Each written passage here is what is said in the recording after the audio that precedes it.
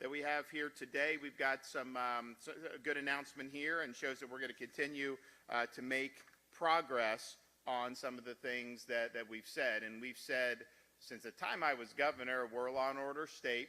We're going to support law enforcement, people that wear the uniform, and we're going to make sure our laws are enforced. And we're never going to let the inmates run the asylum in our state. And that's what's happened, and that's the right thing to do. But you've also had the backdrop for a number of years recently where other states and cities around the country, they were doing the opposite. They were blaming law enforcement, treating them poorly, lax laws that really benefited repeat offenders, and you saw their cities decay as a result of this. Prosecutors wouldn't prosecute folks, letting people out. So that created a situation that was really intolerable for a lot of people. Heck, that's part of the reason people have moved to Florida. When people would come over the years, the realtors who'd sell them a home, why'd you come? And you'd think taxes, a few years ago you'd say, want to get out of the COVID nonsense from some of these other states. You'd think some of the stuff on education, and all those were true. But the number one thing they would say is they wanted public safety, and they weren't getting that where they were, and then they knew that they would get that here in the state of Florida. Well, one of the things, as this was happening, we saw an opportunity for our state to capitalize off the bad policies of those other jurisdictions in a way that benefited Floridians, and so we started the Law Enforcement Recruitment Bonus Program that provides $5,000 to all new recruits to all of our law enforcement agencies in the state of Florida, not just sheriff's departments, police departments, and our state agencies, whether it's FDLE, Highway Patrol, you name it. We saw an opportunity that if you're being treated poorly in San Francisco or New York City or all these places, then you come to Florida, $5,000 to start, but then more importantly than that, you'll be in a community that supports your mission. But we also wanted to apply those bonuses to folks in Florida who are new to law enforcement. It had been frowned upon in a lot of these other states, denigrated as something that you shouldn't want to do. And honestly, if I was treated that way in some of these other states, I wouldn't want to do it either. But in Florida, we wanted to send a different message to say, no, we reward this career choice. We think this is a noble calling, and so if you're doing it, maybe you're doing something else. If you decide to go into law enforcement, whether it's at a sheriff's department, police department, state, you're also eligible for the $5,000 bonus. So I think it's been really successful in both of those ways to recruit people from other states, but also to channel more talented people and continue to channel talented people into law enforcement in the state of Florida. And the $5,000 is nice, it's helpful. It doesn't go as far as it used to before we had all the inflation, but it is helpful. But I think more than that, people, when they see you get a $5,000 bonus, it just sends a signal that state of Florida has your back, and that is probably more important than the money for folks, and we're proud to be able to be there. So we are here today. We're going to be able to announce a new round of checks that are going out for the new recruits. But at first, I would just like to say, you have the legislature in session now. There's different things on this budget, that budget, all this other stuff. We have allocated in our recommendations pay increases for more than 4,700 state sworn law enforcement officers, as well as 730 state firefighters. 20% increases for entry level and 25% increases for veterans under this proposal, and that's like Highway Patrol, FDLE, all those. Now, obviously, we don't set the budget for the local; that's you guys. But we do for state, and I think that's something that is warranted. We've been sending Highway Patrol to the border under Biden to help, and some of our FDLE. Now we have all those agencies are working with ICE to do immigration enforcement, and we're leading the country in that. So, as well as normal duties. So this is something that's really, really important, and it's got my full support to be able to get that done. But we're here today because we've reached a new milestone in our Florida Law Enforcement Recruitment Bonus Program. We've now awarded over 7,800 bonuses through this program, and that's really, really significant.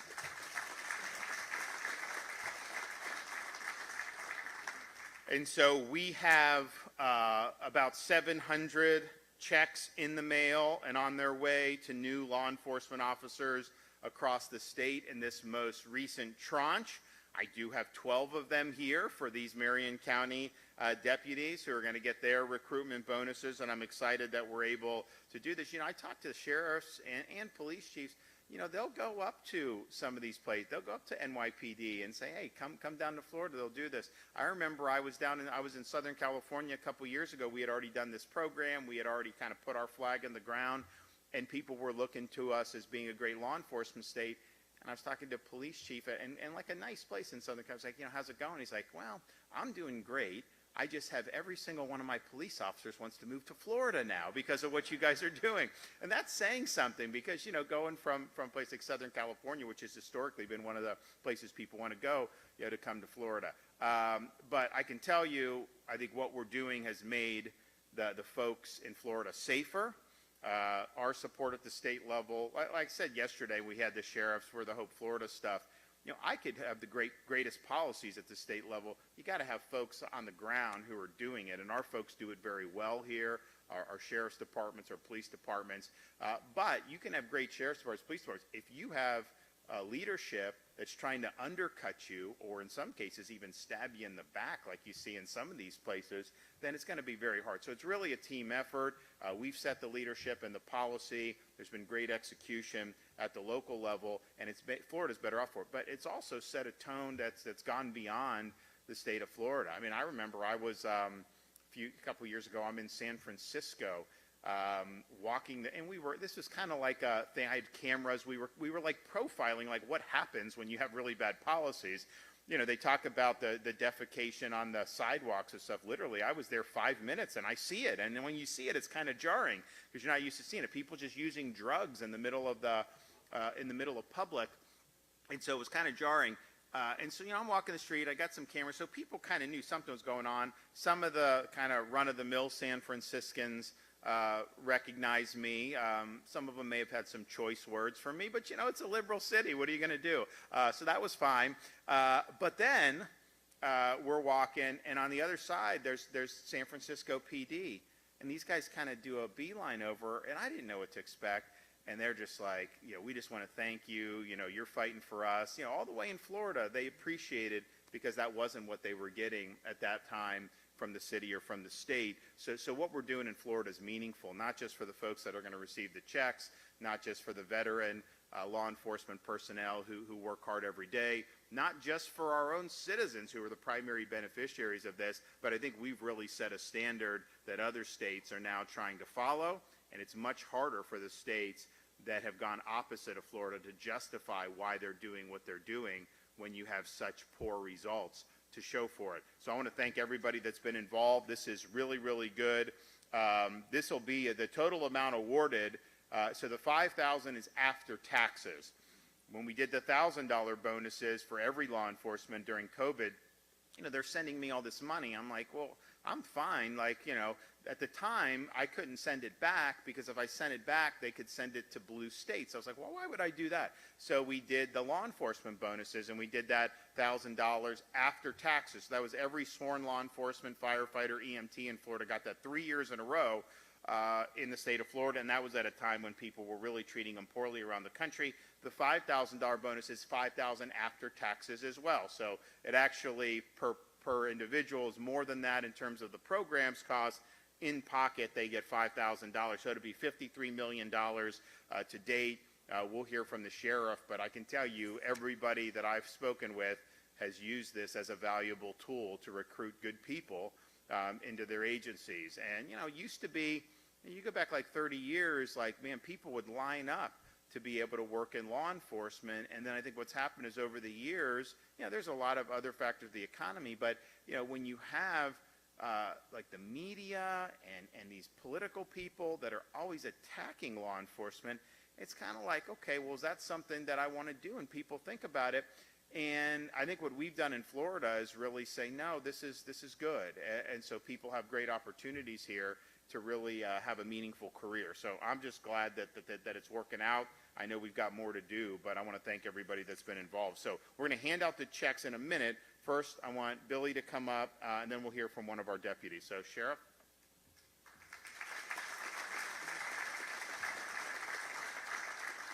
Thank you, Governor. First of all, for the visitors here, welcome. And also, I know this will come to surprise, welcome media. I'm glad you're here. Thank you for being here today. It is an honor to stand before you as the Sheriff of Marion County, and it is even a greater honor to stand here with our great governor and be joined by him in this today, Governor Ron DeSantis.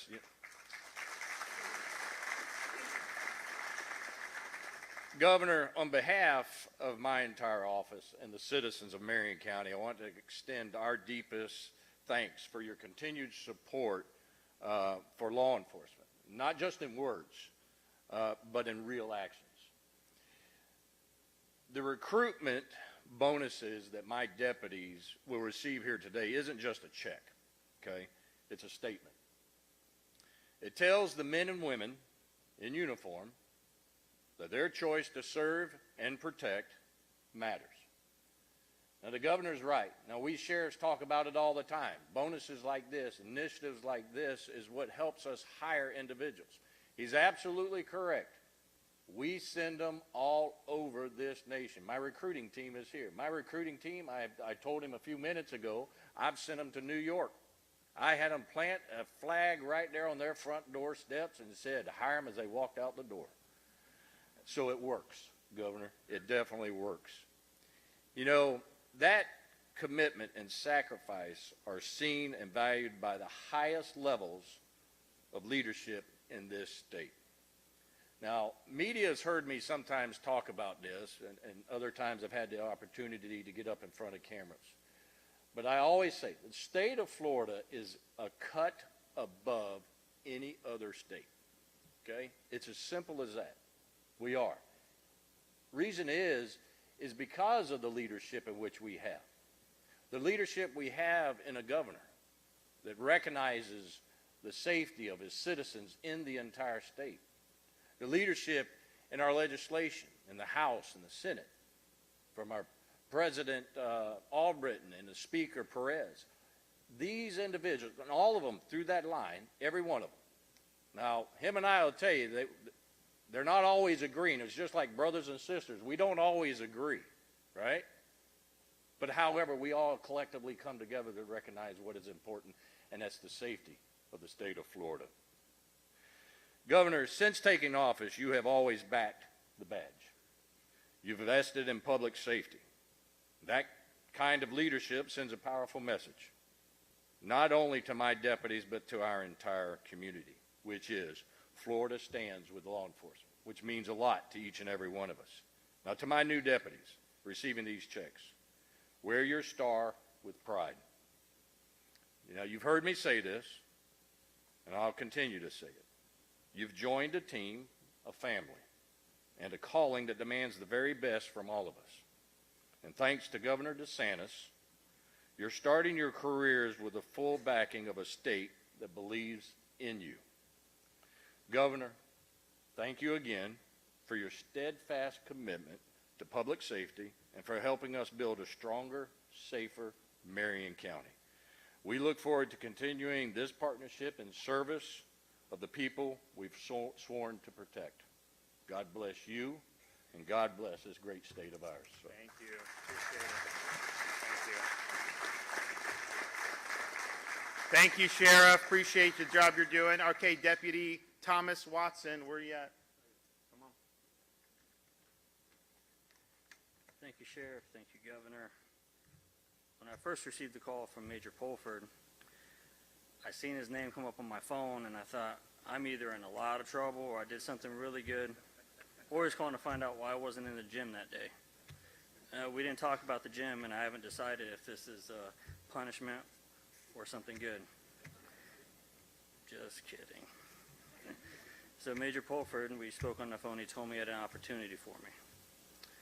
He asked if I wanted to take this opportunity to speak, and I'm not gonna lie, I'm terrified of public speaking, but this is an incredible opportunity. I was told that I would speak about why Marion County, why law enforcement. Well, why law enforcement? Short answer is, God put me here. The long answer is, I was an EMT for 9 years before this. I always wanted to serve my community. I worked for a retirement community down in Leesburg called Hawthorne at Leesburg Resident Co-op. I worked there for 9 years, and throughout those 9 years, I attempted to leave several times to a municipal fire department. That was always my dream. And each time I would pray, I would say the same prayer with my wife. Lord, if this is not a blessing from you, please shut the door before it even begins. And each time he did, in a miraculous way that doesn't make sense. And so I began to become depressed because I thought that was my calling, and he kept closing the door on me. Then I met a good friend of mine, current Deputy Joe Anthony, and he told me about his dream of law enforcement. In his home country, he could not because his parents would not allow him. Then he moved to America, became a citizen, and fulfilled that dream. And seeing him fulfill his dream ignited something in me. And it got me making jokes, actually, about being in law enforcement. And for 3 months, I would make jokes to my wife, what it would look like putting on this uniform instead of a fire uniform. And we'd watch TV, Hawaii 5-0, SVU, and I know it's not the same, but I would just sit there and watch it, and I would just make jokes. Hey, that might be me. Then after 3 months, I looked to her, I said, what if? What if this is God's plan for me? And she said, you're not joking, are you? And I said, no, I've been praying for 3 months. And so we prayed together for 3 more months. Then one day I was at work and I'm praying, Lord, if this is the right path for me, tell my wife, because she'll tell me. I kid you not. I say amen. She texts me. I don't remember the exact text, but it was to the effect of, honey, I know that there are dangers with this job. You will be shot at, possibly killed, injured. People will hate you, disrespect you. But I have a peace from God that he's going to be with you through the whole time. And so in that moment, I could do nothing but lift my hands up to the Lord and worship him. And I submitted my application in that moment. That's why law enforcement. Now, why Marion County Sheriffs? Well, first, they sponsored me to go through, and that's a big thing for me. I'm married. I have 2 kids. I have a family to think about. I couldn't just upend that and the good pay I was receiving at my last job. But they sponsored me. Even though it was a huge pay cut, I could see the light at the end of the tunnel and the beginning of prosperity. The academy was 6 months long. It was hard at times, seemed impossible. But my wife would constantly pray over me and bless me. Secondly, Ocala, Florida is my home. Marion County, I was born here, raised here. Went K through 12 here. Graduated from Vanguard High School. Marion County Sheriff's Office is known throughout the community. Some good, some bad. It's just the way it is. Mostly positive, though. Almost everything I've ever heard has been positive from members in my church, including my pastor, my friends, my family, but more importantly, deputies that actually work here. And they all say the same thing, that Billy Woods is an amazing sheriff that genuinely and sincerely loves and supports his staff. And having that support is paramount in this job. And that's why I chose Marion County Sheriff. I'll leave you with this. My Lord Jesus Christ says in John 15:13, greater love hath no man than this, that a man may lay down his life for his friends. Thank you. Good job. You gonna read the name? This is just in this order, do you think? All right, the governor's now going to give them each their checks. First off is Deputy Thomas Watson. Deputy Courtney Cole.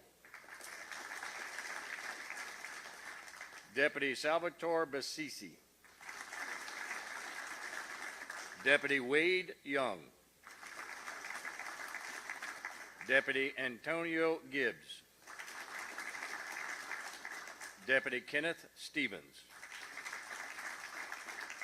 Deputy Maynard Kenton. Deputy Brittany Knipe.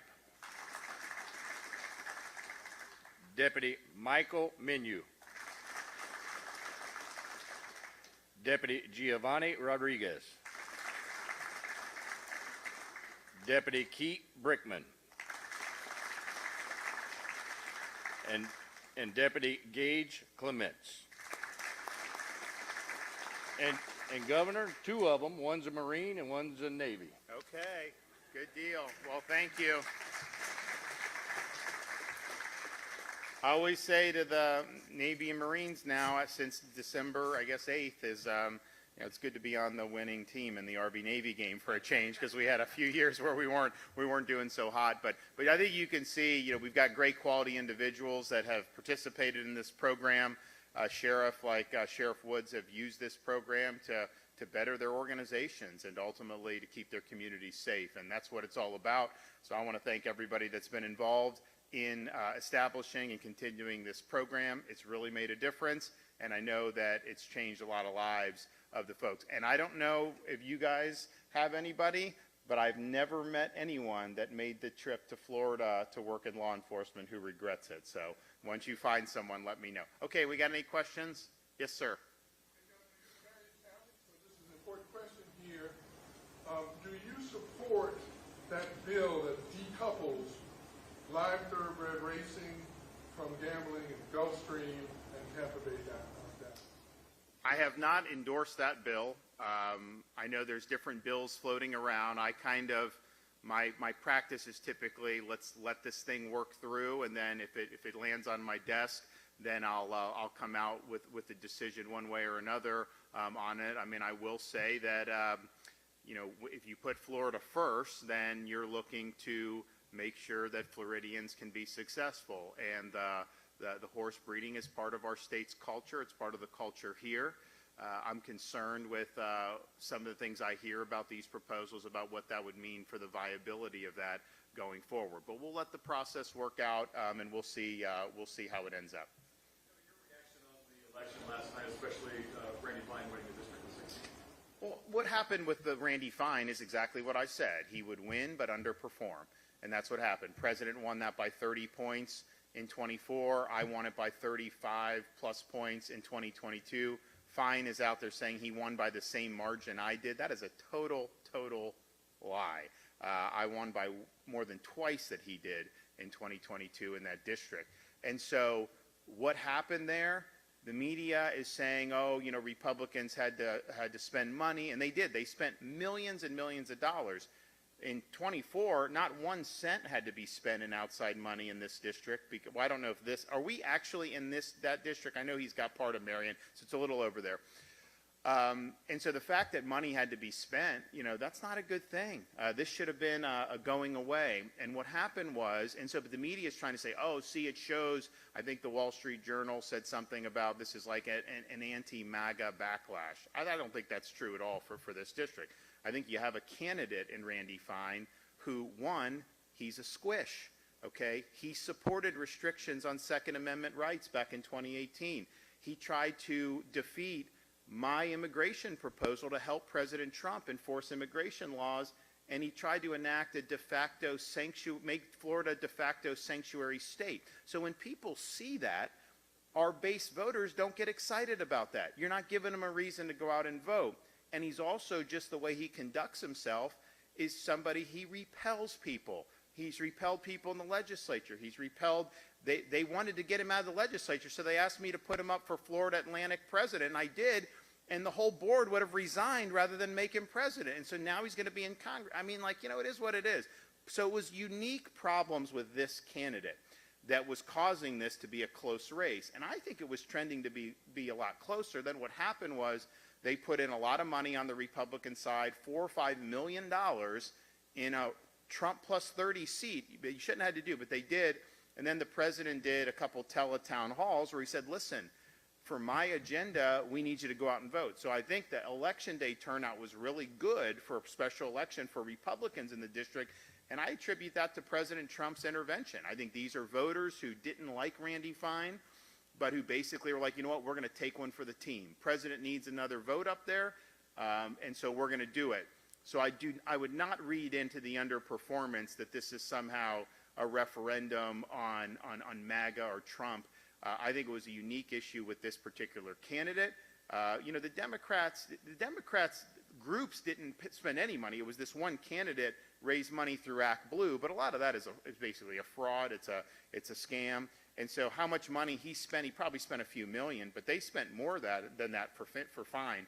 So I just view it as it's an underperformance. I think it's unique to the candidate, and the president really had to bail him out at the end, because this race would have been much closer had the president sat on the sidelines. And so if anything, it shows, the president's got the juice to be able to get Republicans to go out on election day and even vote for a candidate that they're not crazy about. This guy, he lives like 150 miles away from the district. It's just an odd fit on that. But I do think that it was, there were unique circumstances in that CD6 race. So when people are trying to spin that to fit their agenda, I don't think you can. I think it was more of a local thing. This is a guy who's he lived 150 miles from the district. They say, well, how do you know local issues? He said, there are no local issues in the district. Well, I can tell you, just as governor, you go around the state, there are local issues for sure that you got to contend with. Yes? Now, Mr. Simpson had the same kind of reduction in margin up in the Panhandle. What accounts for that showing? Is that I think so. One, I don't know for sure, but I think the difference is there was no money spent on behalf of Jimmy Petronas. There was $5 million spent on behalf of Randy Fine. If they had spent $5 million on Petronas, he would have had a bigger margin. The turnout would have been better on election day. But I think a lot of Republican voters, I think they liked Jimmy. I think it was just they knew that the race was going to go red. And so some of them didn't vote. Our voters, we haven't done as well in special elections getting our voters out generally. So I think the emphasis was really on the Randy Fine seat rather than Jimmy's seat. And Jimmy did get outspent pretty significantly. Randy did not get outspent if you count the PAC money that came in to support him. There was millions and millions of dollars that came in to support him at the end. So I think you got to, when you look at these races and you're comparing margins, if you don't have money behind you, your margin's going to be less because not as many people know the election and all this stuff. So I attribute that to that. I think if they had put the same amount of effort in terms of bringing money in, I think Jimmy's margin would have been better. But he'll do a good job. He's that was not necessarily his district when he was a House member, so a lot of people didn't know him from that, but they did know him from being CFO.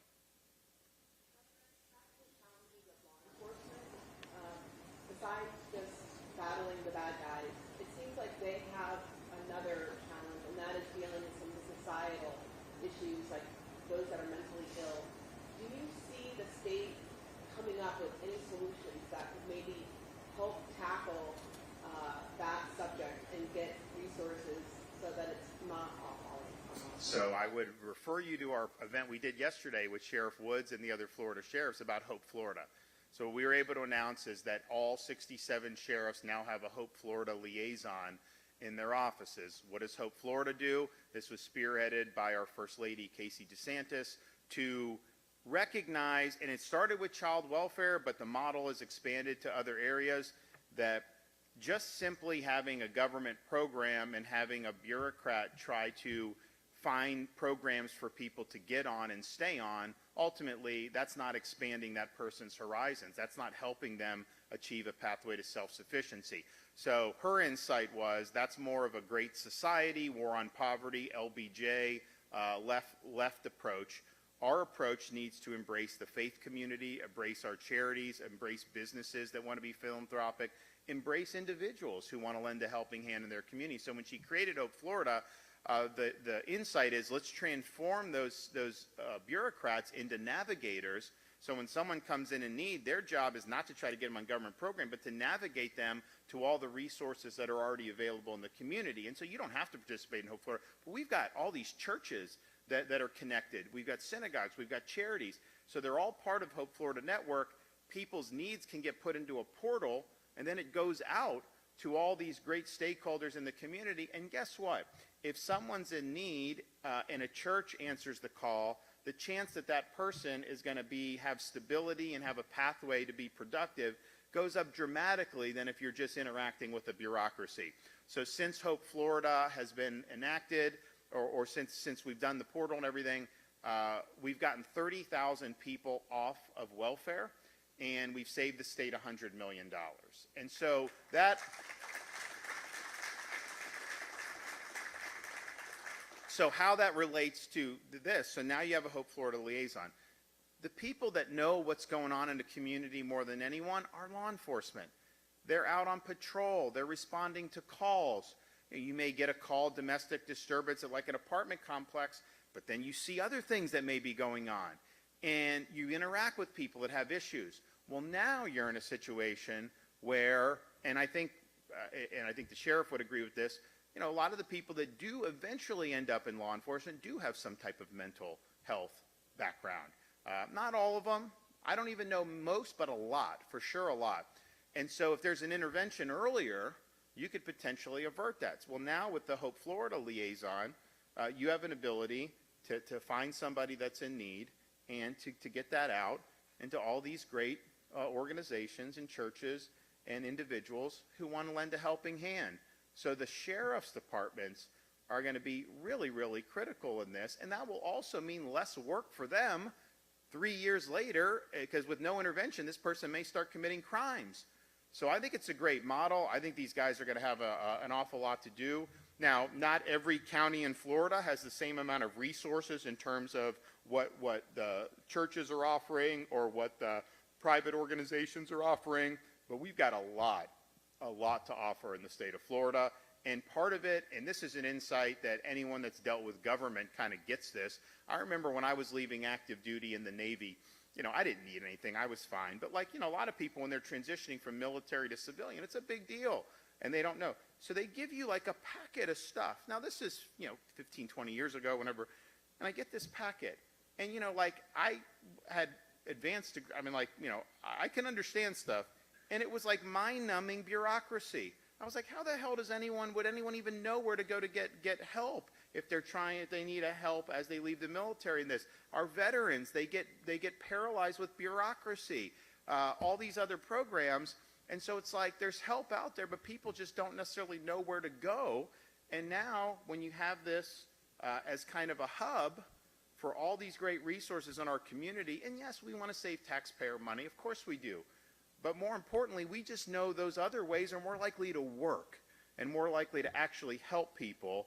And yes, there's more liberal states that wince that we're enlisting the faith community in this. You know what? What I tell them is go pound sand. These faith communities are part of the way you lift people up. No one's got to go. I mean, if your church helps you, you're not under any obligation to attend that church in the future. Of course not. And no one's even asking that. But, you know, there are people who find themselves in predicaments because they're devoid of something that's really meaningful spiritually. And so, you know, you have folks that can do that, and it's soul craft as well as helping people get involved in society and get back on their feet. So look at that press conference yesterday. We have it on our social sites. First Lady articulated. We had Sheriff Permel, who's the head of the Sheriff's Association, come in and talk about it, and then we had one of our state senators.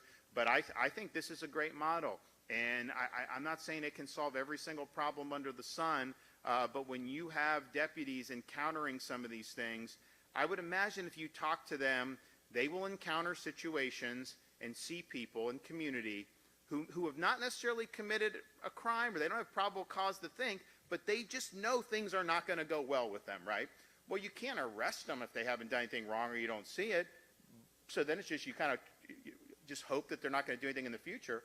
Well, now you have an ability to have a positive intervention. It doesn't involve the criminal justice system. That involves using the resources in society. So having a liaison for Hope Florida is a huge, huge thing. We now have all 67 sheriffs on that. And incidentally, we're the only state in the country that has immigration enforcement agreements with the Trump administration in all 67 counties in the state of Florida. So we're not a sanctuary state. We don't allow sanctuary cities. But we're also more than just not a sanctuary. We're positively making a difference. We have task force where you have sheriff's deputies, police officers, state, ICE, all this stuff. And, you know, the reality is Biden, he opened the floodgates and intentionally brought in a lot of people. There was no vetting on anybody. We have no idea. It also is just a situation where, you know, it creates burdens on society to have so many people showing up. Like, we can't, so this has been really, really positive, but we have all 67 counties, all state agencies, law enforcement agencies, and now we're working through the police departments to have them have this. Now, Sheriff Woods would have done this anyways, but we did do, when we did the special session, and, you know, the Florida House of Representatives was opposed to me. We eventually got it done, but, you know, we said your duty as law enforcement in the state of Florida is to be on the team and to help with federal immigration enforcement. And even some people that are more nominally conservative or Republican, some of those folks didn't necessarily want to be involved in it. And so we have a duty. We had the Fort Myers police did an agreement with ICE, and the city council wouldn't approve it. But we have a duty to follow the law. So we just said very calmly, you know, the policy debate about whether you should work with ICE is over in the state of Florida. We've enacted the law to say you must. So you have an opportunity to govern yourself accordingly, and so they reversed that decision, and then they did approve the agreement with ICE. But a lot of this would not have been happening had we not gotten that legislation through a couple months ago. I saw the need for a special session, and I knew we had to get it done early. So we're now ahead of the curve in Florida. DHS is looking for us as kind of the model as to how to work with states to be able to make sure that we're enforcing our immigration laws. And I can tell you, it's going to be better for the state for across many, many boards. I mean, obviously, we find people that are victims of crime from illegal alien, but you also just have healthcare costs, schools, traffic, accidents, all these different things. All those problems get alleviated when you have enforcement of immigration law. We have in the United States, they think, close to 1 million illegal aliens that are under final orders of deportation. So you hear the media say, oh, President Trump, he's taking a Venezuelan gang member and sending him to El Salvador without due process. Well, first of all, you know, your due process, if you're here illegally and they catch you, like, what are we supposed to do? Do a 9-month O.J. Simpson trial to figure that out? Like, we know you're here illegally. So, but put that aside. If you're someone that's a stickler for all this due process in that situation, these people have already gone through all the process. They have final orders pending. And in Florida, we think at least 40,000, maybe 50, maybe even more are here in Florida, final orders. So we're working with these folks. Let's find those folks and do that. How could you disagree with that at that point when they've already gone through all the different process? So I think I mean, Biden, he would fly illegals into the country and release them. I mean, seriously, he would fly and release. And I'm just thinking to myself, well, they're doing it because they think that's the way to change the country. That was why he was doing it. I mean, you literally are going to show up in Haiti or some of these places, load up people who don't have a right to be here, bring them here and grant them parole? How is that benefiting you as Americans? It's not. It's part of a different agenda. Now, he may not have been the one signing the orders. It was an auto pen, so I don't know who programmed the auto pen, but it was true for 4 years. It was whoever's loading the teleprompter, whoever is wielding the auto pen was the de facto president of the United States. I'm glad those days are over, but the reality is there was a lot of damage done. So Florida law enforcement is playing a huge, huge role in solving this problem that we've been complaining about for many, many decades. And so I want to thank them for being on the team.